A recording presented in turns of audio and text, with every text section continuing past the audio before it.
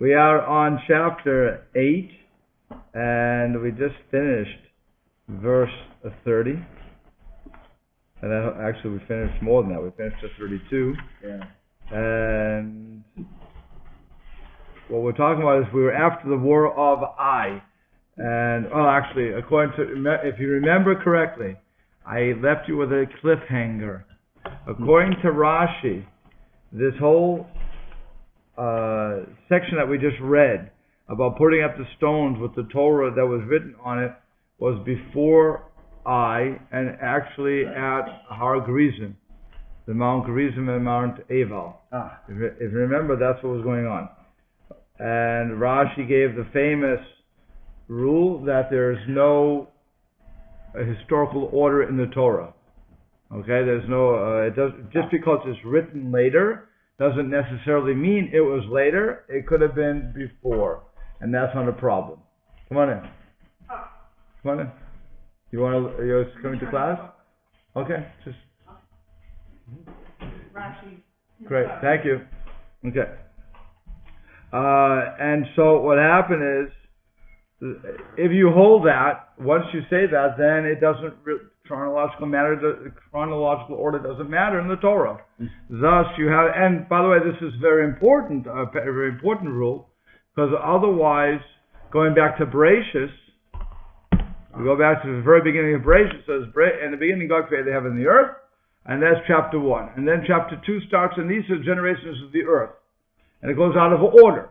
So when biblical scholars look at that, they say, there's two authors. You have the J source, the E source, and really it's a combination, and so on and so forth.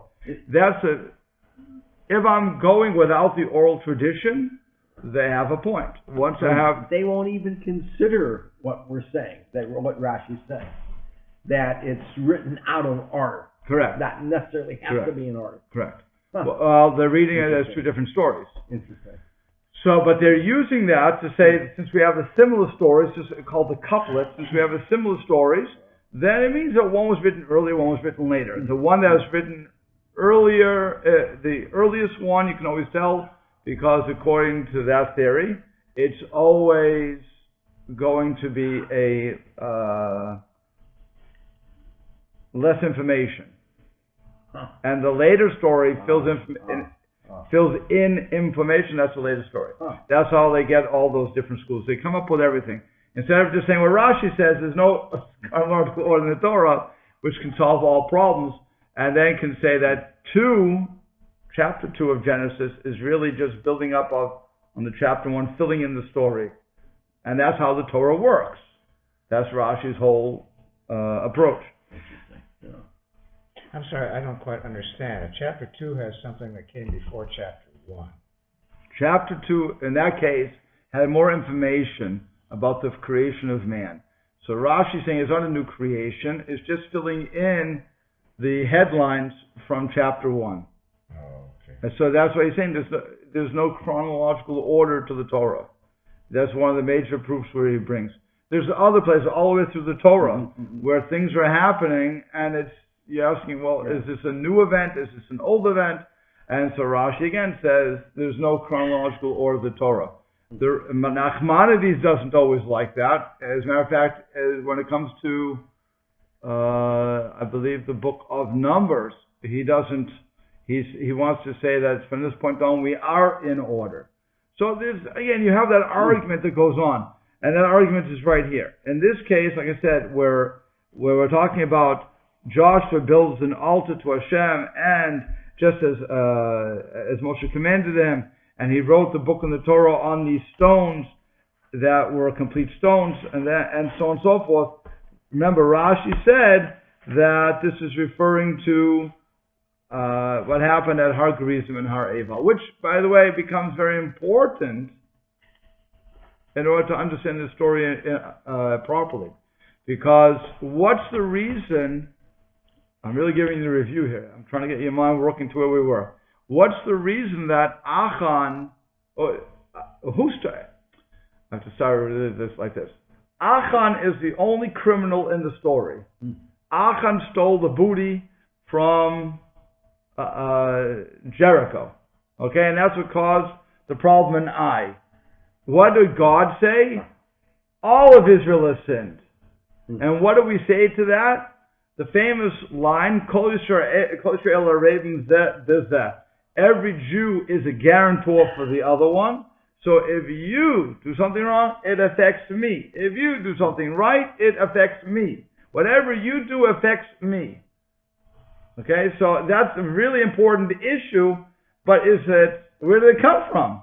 And that came from when we had the Har Gerizim and Har Eval, where they put up the stones and they read the curses, and everybody said Amen. Okay, this is in the curses are specifically in Parsha Kitavo in the Torah. We'll read it next week, and there's 12 curses that we read. At 12 curses and 12 blessings. So when we said Amen to all that, we agreed to the terms of the contract. We all became guarantors for the other one. So that's the only reason that when Achan stole something, we were all responsible. Otherwise, he couldn't be responsible. That's why Rashi has to put this whole case before I. If you do it after I, what kind of nonsense is this? Then the person, I'm going to argue this, by the way. I'm just going to turn this around in 2 minutes. But what is this argument that, wait, this guy stole and suddenly I'm guilty, but now you tell me why I'm guilty? That's not fair to me. If I would have known that I was his guarantor, I would have slapped him. I would have made him do what he should have done. Yeah. For those who want a deeper understanding of this for all you people on YouTube also, this Shabbos, we're having that for the Shabbaton, we're doing there was a project in the Torah Center to complete the until Divrei Yamim Chronicles. I think it's how far it went. And I'm speaking on this very topic. We're all guarantors for one another. Or I entitled that we are our brother's keeper. Okay? That's going to be around 11:45 or something, but that's going to explore this very issue that we're talking about right now. I'm going only with Rashi. I'll be quite honest. I'm not going with the Malbim on this. But that's really the issue and how it really affects everybody. And that goes into actually what Lisa Levin, it was talking about at the Federation of Bridging the Gap, where we have to have Avas Chesed. We have to have loving kindness, but that's very nice.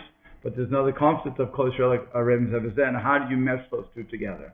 Really, that's a commercial for what I'm going to be speaking about. But that's Rashi's approach at this, and like I said, it's very important for Rashi to establish when we became responsible, where and when we became responsible for one another, that we could all be blamed collectively for one person's sin.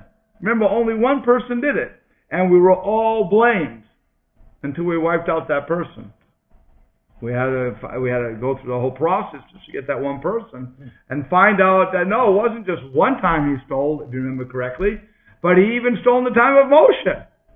But then we weren't all connected to one another, so we couldn't be affected by that. Now we are. That's, again, the difference between the two events. Okay? So now, here we go with the Malbim. Like I said, that was Rashi's approach. Now Malbim says, like this. Which verse did you comment on? This on 30. Again, the verse is, Az Yivna Yehoshua Mizbech. Then Joshua built an altar. What's the then? It says then going after this verse. In other words, if you go, actually, I'll just walk back to to 27 for you, so you understand. It says, Raka behema ushalal, only the animals and the booty of the ha'ira here of that city. Bazazu lehem Yisrael, Bnei Yisrael took for themselves. They took those spoils. Kedevar Moshe, like Kedevar Hashem, like Hashem said. Remember, Hashem said to the people, to Joshua, in the battle of Ai, you're going to wipe everybody out, but this time take the spoils. Don't be so religious. Don't be better than me. as it were. Take the spoils, because that's what we got into trouble the first time. People want the spoils. Okay. Asher tziva Hashem et Yeshua, that Hashem commanded Joshua. Vayisrof Yeshua et ha'ai, so Joshua burns the eye. V'yisimer tel olam shmama, and he put it. Again, the it is the feminine. The ha at the end. It. He put it, and why is it feminine? Because which word is feminine? Ir, city. City is feminine. So it is referring to the feminine word ir, so that's why he put it being the city. Tel olam as a mound forever, as a desolation, ad yom hazeh, until this very day. Vet melech ha'ai, and the king of Ai, tala al ha'etz, he hung on, hanged? Is it hanged? I think it's hanged, right? Hanged. Oh, yes. I never understood that. Hanged, hung. I never understood that. To say he was hung, that means a different thing. Right. Okay. He hanged him on the tree ad et ha'erev, until the evening. That's, by the way, why is it until the evening? Why didn't he just leave him hanging? I mean, if you look at the old westerns, they leave him hanging high. So why does he have to pull him down by evening? You gotta bury him. Fine, but why? I'm saying, why do you keep by evening? Why can't you leave him up through the night and bury him the next day? Who cares? Bury him 3 weeks from now. Because we're not allowed to leave anybody hanging, because we're created in the image of God. And so it would be a disgrace to God for us to leave that person hanging. Even though we had to kill him by hanging him, even though that's illegal killing, what God tells us to do, still and all, we can't leave them there. We have to take them down. That's kavod habriot. That's the honor of the of creation. So we have to bury them. Even though he's our enemy, our sworn enemy, we can't do it. We have to treat them properly, even in the end. We have to give them a proper burial. Kavo Hashemesh, and it's now when the sun sets, Siva Yoshua commanded, Yoridu et niflato min ha'aretz, they took down his corpse from the tree, Ve'yashlichu oto el petach ha'ara'ir, and that they didn't bury him nicely, they threw it, and remind you, it is feminine, by the way, it's not even him. They threw it to the opening of the city, Ve'yakimu alav gal avanim gadol, and they put upon him a big big stones, ad yom hazeh, until this day. Now, this was the big thing.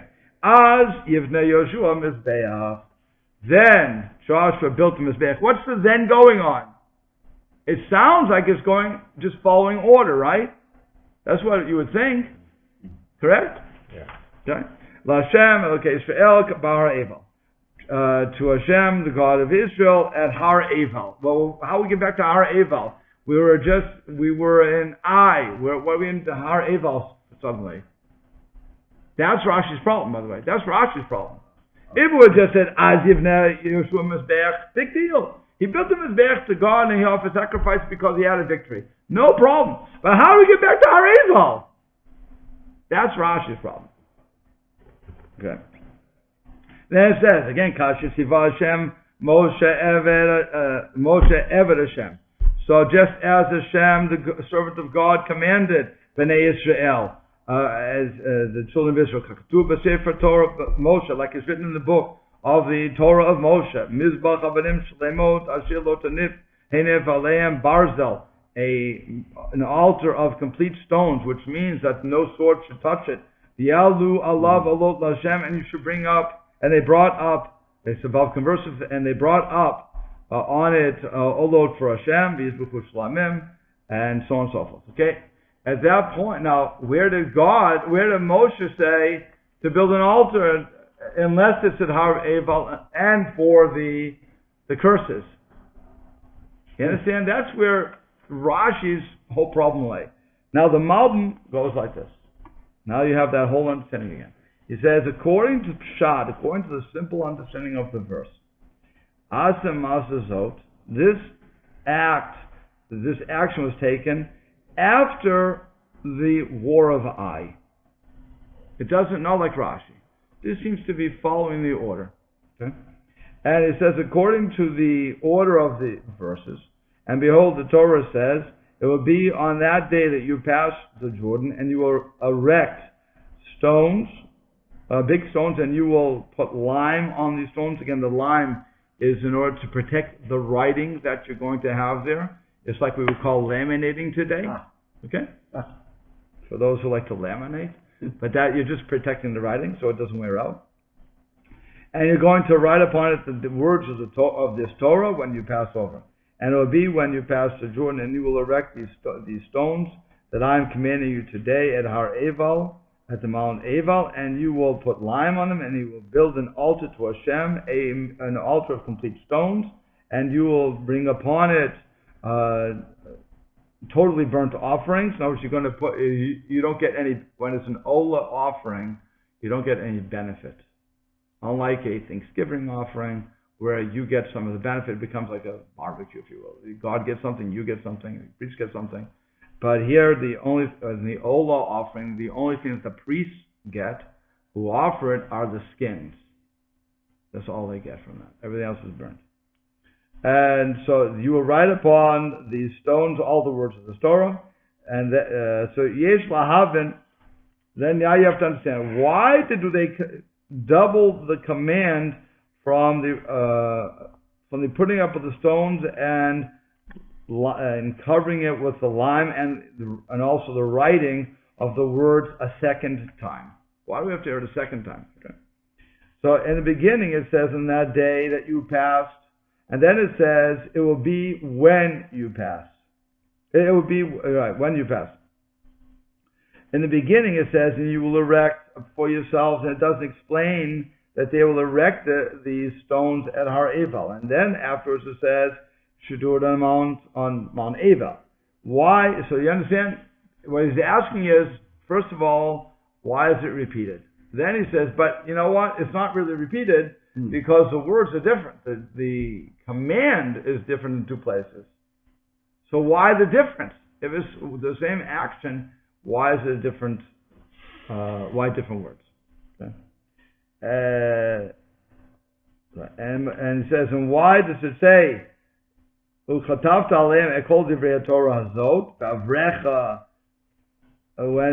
does it say that you will pass, that you will write upon the stones all these words when you pass? Because the word when you pass is extra. You don't need that word.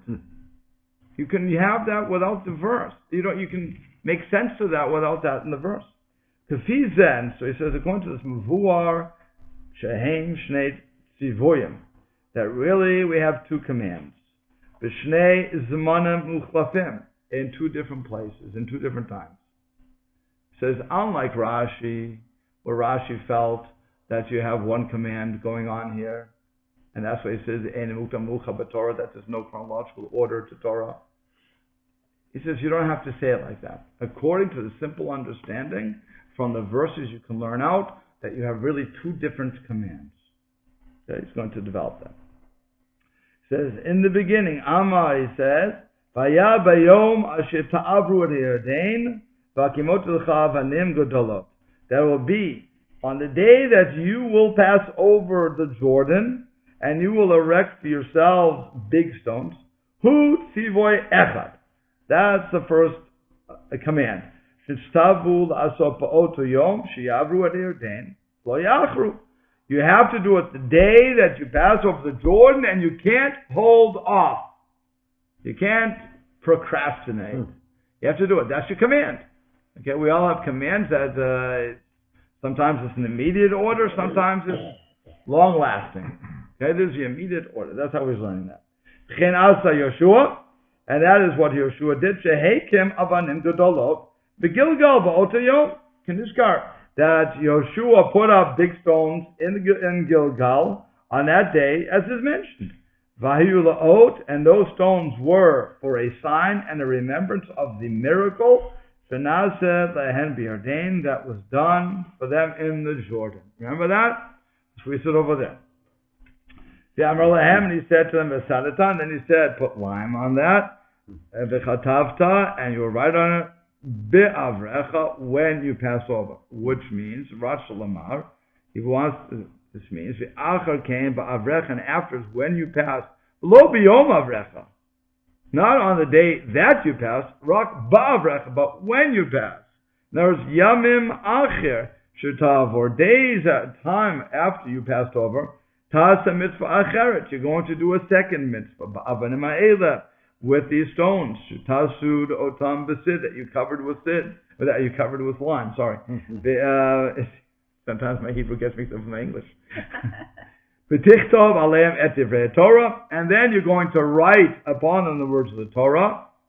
V'yan shezed derech agav katzar, and he answered in a shortened manner. V'achar kach be'irad mitzvah shenet, and then he explained the second mitzvah. Eich yasu, how he would do it.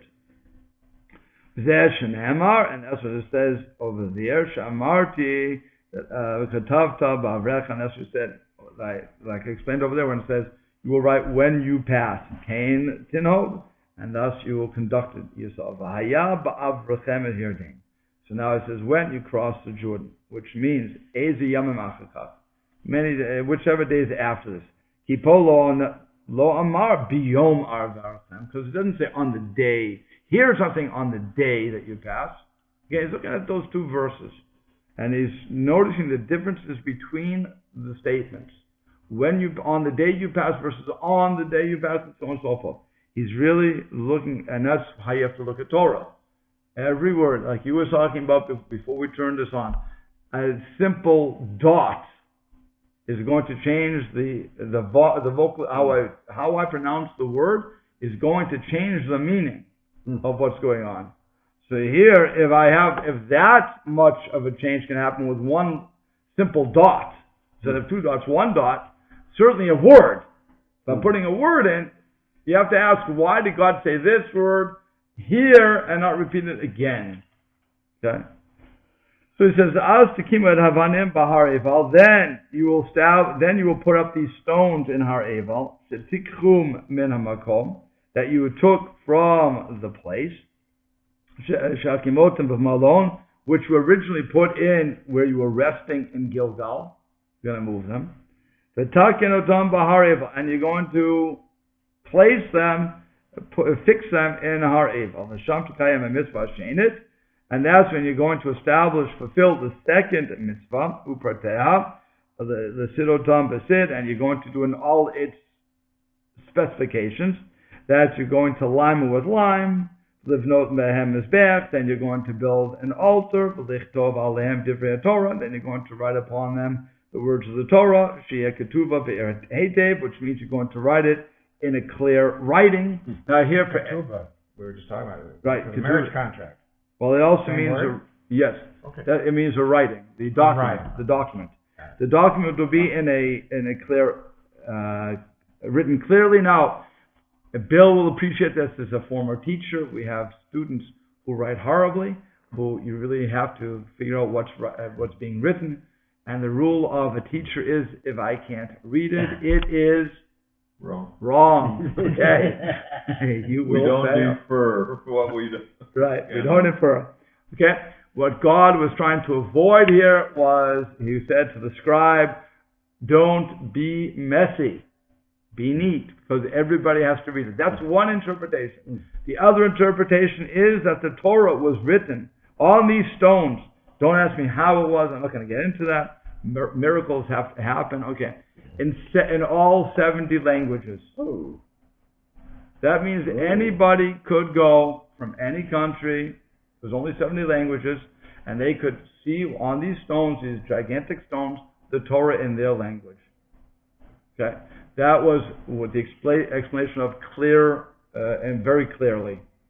That's Rashi says that. Rashi, he gives that from the Talmud, but it's clearly written. And it's like I said, I don't know how small it was. I can't answer those questions. But that's how Rashi sees it. The other way is simply to say clear writing. That won't go away over time, which is why you had to use the line, and there would be only one language. Okay, but that's just, you should keep that in mind. And the problem is, and I have to say this too, with all this beer hate, even if I wrote it in the 70 languages, like we have, and you have English today, you have Spanish, whatever you want, without the oral tradition, you're totally lost anyway. So all this can do is whet your appetite. And you have to come. The biggest problem that people have is when they read the Bible, they think they know what they're looking at. And they are so lost, which is why the famous thing of an eye for an eye, tooth for tooth, is seen as the vengeful God when they don't understand that it only means monetary compensation. It's just the way of writing it. Why God? And exactly where is that explained that you don't get if you just read the Torah? Where do you get the actual deeper meaning for those ideas? From the oral tradition. The oral tradition, which is now the Talmud. Talmud, Talmud, Midrash, Mishnah, and so on and so forth. I always get a little confused on. There's a whole set. Yeah, okay. It's not just one book. So you have a whole. What's behind me? The whole continuing. Right. This whole thing is an old tradition. So can I just ask? If somebody just wants to read the Torah and is not going to read the Talmud and Mishnah and all that, is that worthwhile? Because you're implying you're going to be so. Yeah. You're going to misunderstand so much if you just read the Torah. Is it worthwhile just reading the Torah without the commentary, without the oral tradition? Would you say a person's going to just be so far misunderstand that it would be even worth their while? Yeah, basically. Yes, basically. That is what you're saying. Basically, I'm saying that. Yes. Without understanding what's going on, you're not going to understand it. You'll be misled. People can you'll be misled by your own understanding. You'll be misled. And that's happened throughout history. You'll be misled by what people want to think it means, and you'll think you actually know what's going on when a person doesn't. That still hold by the punishments that are spelled out in the Torah. You said, and adultery, kill them, stone them. If you don't read the commentaries, you just read the 5 books. The Torah. Well, not only the Torah, but the whole Tanakh. The whole Tanakh. All 24 books. Tanakh. If you just read the whole Tanakh as written, you're going to be so far misunderstanding. Correct. And I'll even go more. Let's say I only learned that, the Talmud. I missed the boat too. I cannot learn one without the other. They are complements. They're necessary components. I need my right hand with my left hand, or I can't do certain things. I just need it. They are integrally tied together. Just as Jews are integrally tied together, the oral and written tradition are one and the same. They're not one book and the other book. It's not true. We didn't just come up with these interpretations. They are the same thing. They're the same body. If I split one up, I don't have the other. And I want to understand it.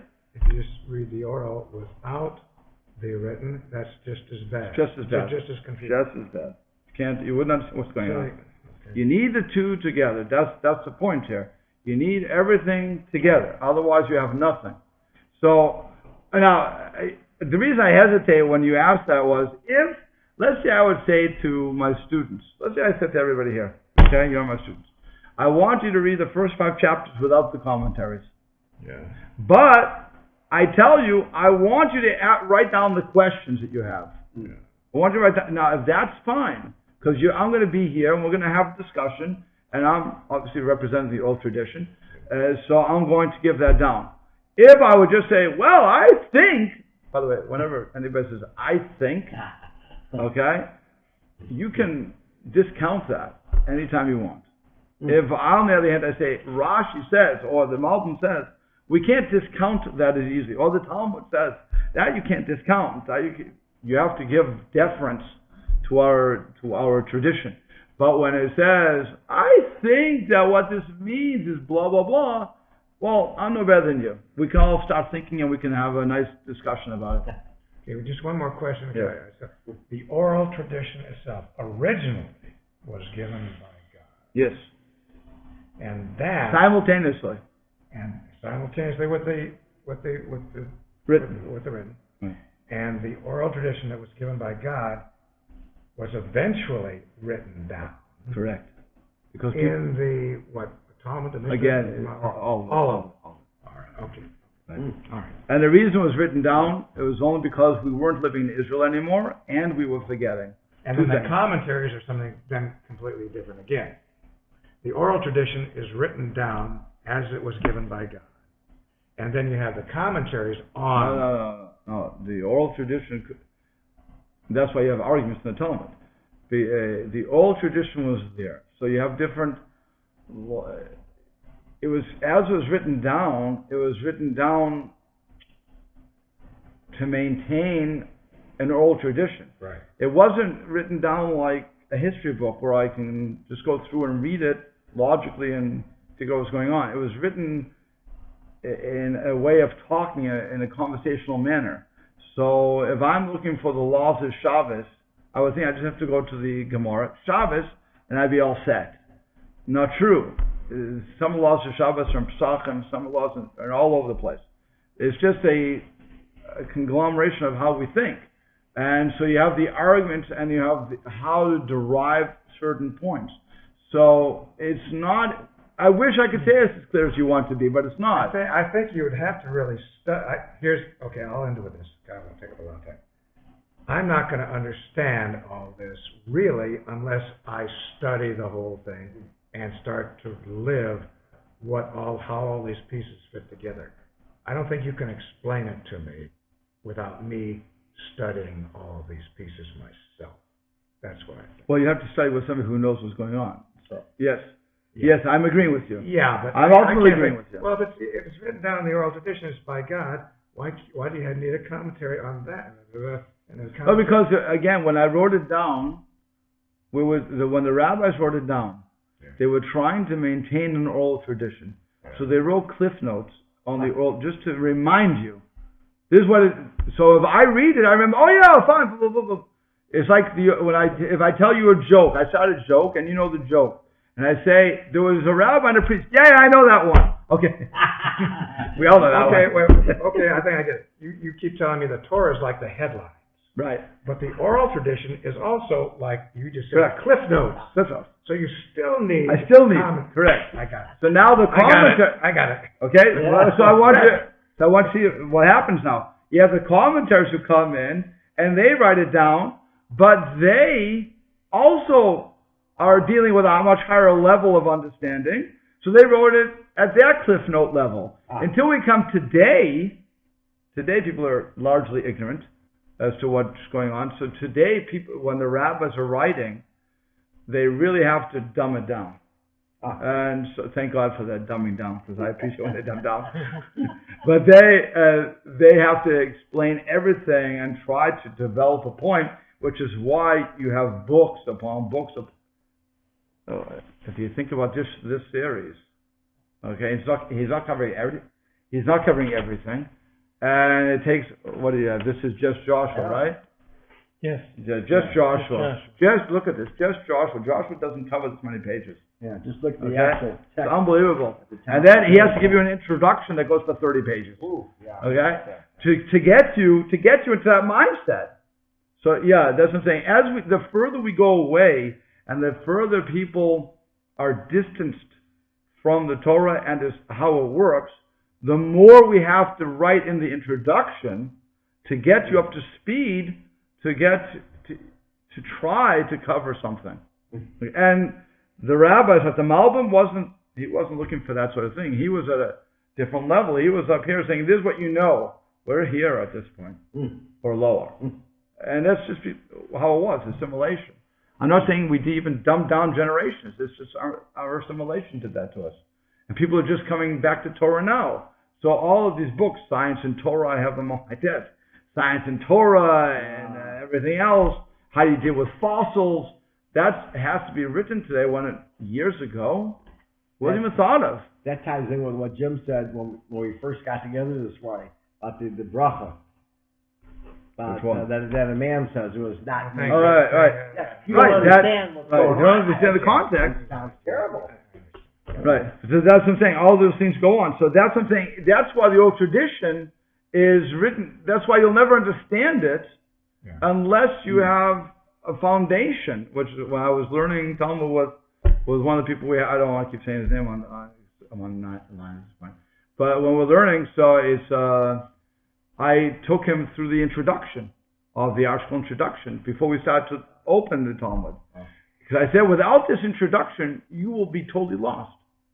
And he thanked me profusely, because when we started to learn, he said, "You're so right. Without that, I would have thought, what kind of mishigas is this? They're arguing about this and that. Crazy." Yeah. But you need that sort of introduction. So the further we go away, that the rabbis, they call that Yeridas Hadorot, the declining generations, how we become dumber because we're removed from Sinai. When every generation removed from Sinai, we need more information. So, and that's why, by the way, when we look back, we give them the trust that what they're saying is right. And even when it contradicts what science would say today, we're very skeptical about saying they didn't know what they were talking about. No. Just because of that, because we're looking at a different view. But unlike today, unlike secularism, or the Western society, where we kick off the old generation, say, you guys didn't know as much as we do. We have computers, we have Google, we have Wikipedia, we can do anything. And so we always look forward, and we never look backward. We look backward and we laugh in Western society. In Jewish society, we look backward and we say, I don't know if I understand what they're saying. It seems like they're wrong, but I don't want to say that. That's really the hesitancy that we have, which is why it's so hard to change things. We're talking about that in our discussion about respect for the older generation, which we have lost in this culture. Youth is king, disposable new things are king, don't respect the old. Yeah. So that's the same thing there. Yeah. Okay, so now back to this. So again, he wrote it in a clear writing. Well, the Fiza, and according to, and by this, Lo Hipil Yeshua Devarim Mitzvot Rabbo, and through this methodology, if I look at the verses this way, the Malbim, it says, Joshua didn't let one of the commandments fall from his teacher. He did exactly what Moshe should want him to do, according to the Malbim. Okay? Because that which is written originally, Biyom Asher Tavru, on the day that you will pass, Eno Musav Rak al Hakamot Avanim. That was only talking about putting up the stones. And that which was said, you have to put lime on them and write on them the words of the Torah. So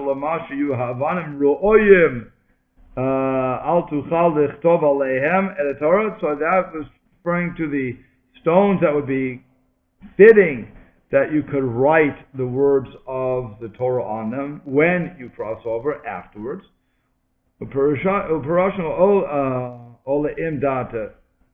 Rabbi Shila, and this goes along with Rabbi Shila in Sanhedrin, that this whole story continues in order, it's going after the war of Ai. Kedat Rav Darash Yeshua Loshina Medivrei Torah Medivrei Moshe, and also along with Rav that says that Joshua didn't change a word of the Torah. Now, interesting. I want to show you one thing about the Malbim that's fascinating. The Malbim is after Rashi. Rashi's a king. Okay, if you want to go to any explanation, he is the king of being Meforshim, of being the granddaddy of explanations. He's the one who started, as it were. Let's put him as king. Okay. Now, what did I just say? If I have an older generation that said something, I can't say anything against them, right? Really, what happens? I have to really show deference. I'd say, well, maybe I don't understand. I'm not sure. I would think it's like this. I don't want to say Rashi's wrong, which is what the Malbim is saying. He's basically saying he's wrong. So what he says is, in the very end, he said, don't think it's me. It's not me. I had to answer the question of Rav Shila from Sanhedrin, the Gemara Sanhedrin, which precedes Rashi, long by many years, and he said that this is an order. So Rashi has his reasons, and the only reason I can fight with him, he's telling the reader, is because I have a Talmud to back me up too. They said something, I'm looking from their perspective, And I'm trying to show why his words in Sanhedrin is right. We all know why Rashi said what Rashi said, but we don't know why Reb Shiloh said what he said. Sheila, and we also don't understand Rav. So there's two rabbis, two different Gemaras. We have to back them up. We have to show them deference. So that's after. In the very end, he does that. It's like I didn't say it on my own. I'm coming from this, and it's amazing again showing deference to previous generations. So you're learning a lot of how the rabbis really had respect for the opinions out there. That they didn't want to just say, you're wrong, leave me alone, you're an idiot. But really, they had to show. First, I'll show you the verses. I'll show you how it works. There's different words here. Malbim's talking. And then I'll say, the reason I'm doing this is because I have to explain those two opinions. Rashi, he has 200 people. By the way, there's 200 commentaries on Rashi. Saying why he did what he did, what was his question, what was his answer, where did he get it from, and so on and so forth. Because Rashi's not identifying that. Rashi, when he was saying it, was giving a class, basically. He wrote it down in a notebook. That's why it's called Contras, by the way. Because Contras means notebook. That's his nickname. And he wrote it down. He didn't give necessarily the where he's putting it down from. That would be later people coming in to tell us, the reader, because we're looking and saying, where did he get that from? Oh, he got it from this verse. He got it from this place. Okay. And then there's commentaries. It's amazing how it was his commentary became so important that people studied. Everybody knows it. Anybody who studies knows it. I should say that. And they read it like you would read see Dick Ron. And he had just 200 commentaries explaining what he meant. So it's an amazing thing. Really amazing thing. Okay. So now that being said, we went to the next verse, and we'll just continue with the Malbim at this point. Again, the next verse was like like Moshe, the servant of God, commanded Bnei Israel, the children of Israel, and that it be written in the Sefer Torah, of Moshe, like it was written in the Sefer Torah of Moshe, and the altar of complete stones, that the sword didn't touch it. And they brought up the Ola, and they brought also Shlom and peace offerings. Now the peace offerings they would be able to eat from. So the Malbim explains, Kashitziva Moshe, Ratzu Lemor, again, he wants to explain, Shesadotam Besid, B'shiyah Mizbech, Abanim Shehekim B'malon. He's just going in depth as to what he said before. That they limed it with lime, and then they put the Mizbech of the stone, they put the altar of stones that they had erected in where they originally stayed, like Moshe commanded, and then he wrote that he commanded in the book of Devarim, that's why it's connected to Moshe, because it says Elu Devarim Shediber Moshe in the beginning of Devarim, Deuteronomy. These are the words that Moshe spoke, and it's as is written in the book of the Torah of Moshe, Musa. Where's it go? The matter to what was to be below, Shayuavan Shlemo, that the stones had to be complete. Shazet Nizkar Gam B'Sefer Torah to Moshe. This is also stated in the book of the Torah, the El Shemot, in the book of Shemot. That's namely even the parsha of Yitro, where it says how to build an altar. Altars, you couldn't put a sword. Why couldn't you put a sword to cut the stones, by the way? You know why? Remember? Well, it's we weren't supposed to use metal in building the base of Mikdash, huh? Why? Because it's the altar, more the altar. Instrument of war. You're right. And what's the altar? Instrument of peace between us and God. So it's something with peace. If it's for peace, you can't use that which is for war. Also, why David was not allowed to build the temple. Because David was a man of war, and he had blood in his hands because people had to die. That's a necessary part of war, and that's why Shlomo was a man of peace, got to build the temple. Okay. And then we're on 33 right now. It says, "V'chol Yisrael, and all of Israel, Uzakenav, and its elders. Now the Vav is referring to masculine, and the reason it's masculine is because Israel is masculine, called Israel. Uveshotrim, and the officers, Veshoftav, and its judges. Omdim mizeh umizeh la'aron, stood from this and from this to the ark. What does from this to this to the ark mean? From, what do you think? From the altar? No, the ark. I'm asking mizeh umizeh. What do you think mizeh umizeh means from? Two sides. Two sides. That would be the logical way to say it. Okay. Neged Kohanim v'Halaviyim, opposite the Kohanim and the who are Leviim. Remember, why does that say Kohanim Halaviyim? Because Leviim, Kohanim come from Leviim. Okay. Nosei Aaron B'rit Hashem, who were carrying, the ones who carried the Ark of the Covenant of God. Kegir Ka'ezrach, like the stranger and like the inhabitant, the stranger being the proselyte. Chetzio El Mul Har Gerizim, half on the opposite side, on the side of half to the opposite of Har Gerizim. Chetzio El Mul Har Eval, and I'm translating literally, and half of it to the opposite of Har Eval, of Mount Eval. Kashir Tziva Moshe Eveshem, just as Moshe, the servant of God, commanded, Levarech et Am Yisrael, to bless the children of Israel, Barishona, originally. Okay? Any questions there?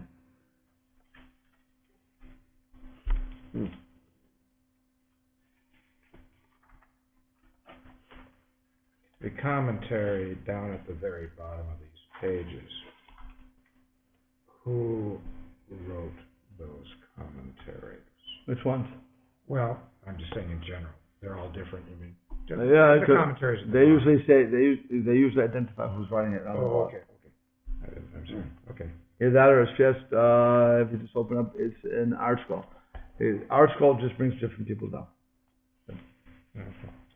What would you say on the verse? What questions do you have on the verse? Again, all of Israel, its elders, its officers, its judges, stood from one side on each side of the Aaron, opposite the Kohanim, who were the Leviim, who were the carriers of the Ark of the Testimony of God, like the stranger, like the inhabitant, half on one side towards Gerizim, half to the other Har Eval, just as Moshe, the servant of God, commanded to bless the nation originally. No questions? Rashi had a question. Rashi, the Malbim had a question. But Rashi had a problem with, why did it say Levarech et Ha'am Yisrael B'Rishonam? What does it mean to bless the nation Israel like originally? So, or Barishona is like the first. Originally, it's really like the first. So Rashi explains, what's the word Barishona mean? Lahaktim brachot leklalot. It means you have to give the brachot before the klalot. You have to give the blessings before the curses. Because it says, Levarech et Ha'am Yisrael B'Rishona, we know what we're doing here. So why do you have to say that extra verse, that extra phrase, to tell us that we have to give the brachot, the blessings, before the klalot? So it says, namely, blessed, Baruch ha'isha shelo yaseh pesach maseicha. First they would say, blessed is the man that does not make an idol or a molten idol, a stone idol, a molten idol, and then they would turn towards the cursed people and say, cursed is the one who does this. Okay, so the blessings and the curses are the same. It's just one is positive, one is negative. So first you say the positive, blessed is the one who doesn't. Okay, I get it. Yeah. Blessed is one who doesn't do this, and cursed is the one who does do this. Okay, so you always want to put the blessing before the curse. And people have to say amen to both. Again, they're agreeing to the stipulations of the contract that God made with them. Okay, so then the Malbim says like this. Okay, so I know where it was going. Levarech et Am, it says to bless the nation. Kafi dat the Ibn Ezra. According to the understanding of the Ibn Ezra in the Torah, Hayu Shisha Shvatim Shbahar Gerizim. There were 6 tribes on Har Gerizim, and Omem HaBrachot.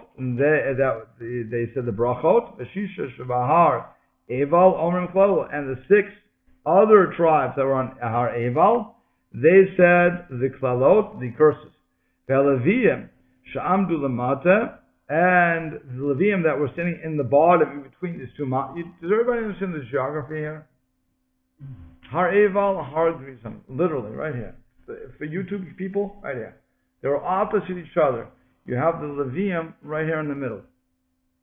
Okay, they're looking up towards the people in Har Gerizim and Har Eval. Har Gerizim is a rocky place, if I remember correctly, and Har Eval is one that is beautiful with trees. So that's why the ones with the, I'm pretty sure that's how it works.